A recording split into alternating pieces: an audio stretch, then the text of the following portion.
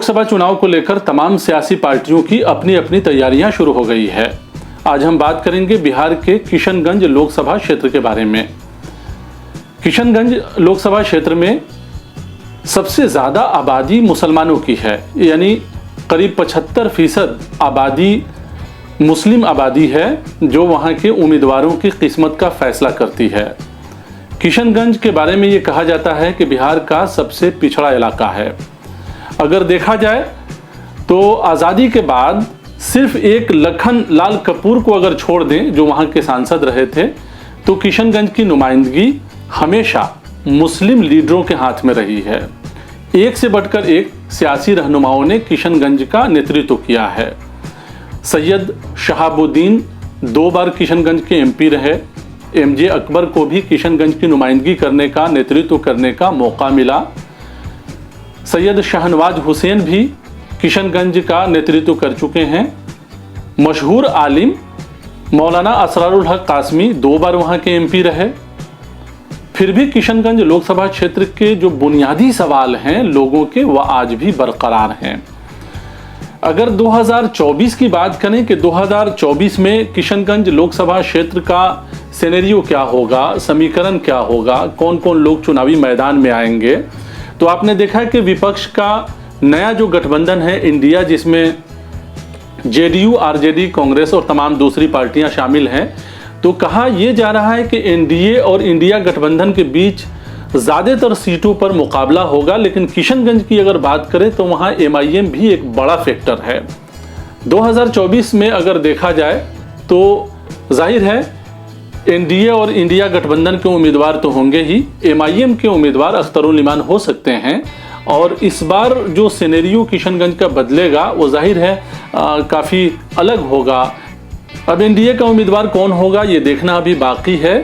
India गठबंधन जो विपक्ष का है, अगर वो कांग्रेस पार्टी के सिटिंग एमपी जो डॉक्टर जावेद साहब हैं उन्हीं को मौका मिलता है तो जाहिर है वो चुनावी मैदान में होंगे और अख्तरुल इमान एमआईएम के उम्मीदवार हो सकते हैं, वो भी चुनावी मैदान में होंगे।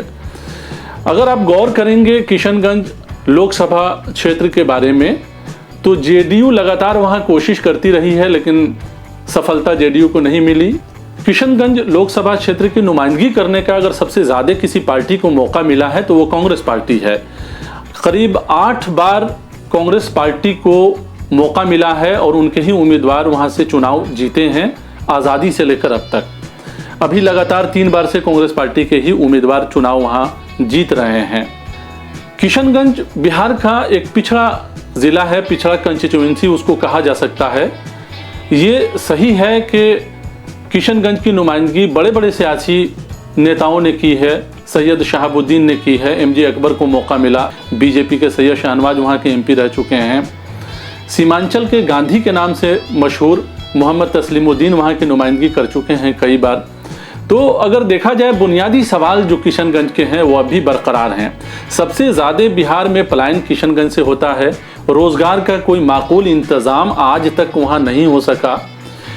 एएमयू का ब्रांच जो किशनगंज में कायम होना था वो मुकम्मल तरीके से आज भी एएमयू का ब्रांच वहाँ नहीं कायम हो सका।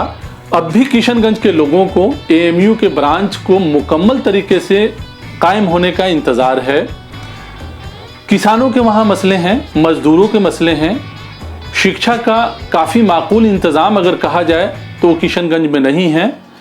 तालीमी एतबार से लोग काफ़ी पिछड़े हैं, काफ़ी पसमानदा हैं। चुनाव के वक्त सियासी पार्टियों के अपने अपने दावे होते हैं, अपनी अपनी रणनीति होती है।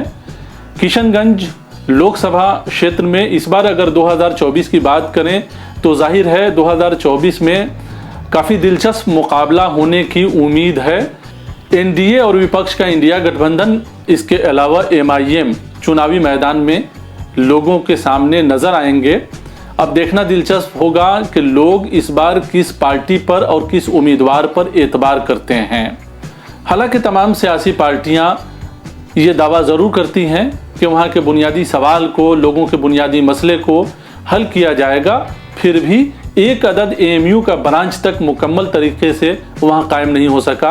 अब सवाल ये है कि 2024 में जो पार्टियां किशनगंज लोकसभा क्षेत्र में चुनाव लड़ने जाएंगी वहाँ लोगों के इन सवालों का जवाब देना होगा। अगर ग्राउंड रियलिटी की बात की जाए, लोग ये कह रहे हैं कि किशनगंज के जो मौजूदा सिटिंग एमपी हैं उनका कनेक्टिविटी लोगों में उस तरह से नहीं बन सका जिस तरह से बनना चाहिए था। काम की अगर बात करें तो उन्होंने भी कई वादे किए थे, दावे किए थे, जाहिर है सारे दावे पूरे नहीं हुए हैं। तो ये सवाल भी कहीं ना कहीं लोगों के मन में होगा। 3 बार से किशनगंज में कांग्रेस पार्टी किशनगंज लोकसभा क्षेत्र की नुमाइंदगी कर रही है, तो कई सारे सवाल होंगे। हालांकि किशनगंज लोकसभा क्षेत्र के बारे में ये कहा जाता है कि कांग्रेस पार्टी का ये गढ़ है, यानी किशनगंज लोकसभा क्षेत्र में जाहिर है 3 बार से कांग्रेस पार्टी नुमाइंदगी कर रही है, तो कुछ न कुछ बात जरूर है और लोग जो है कांग्रेस पार्टी को पसंद करते हैं।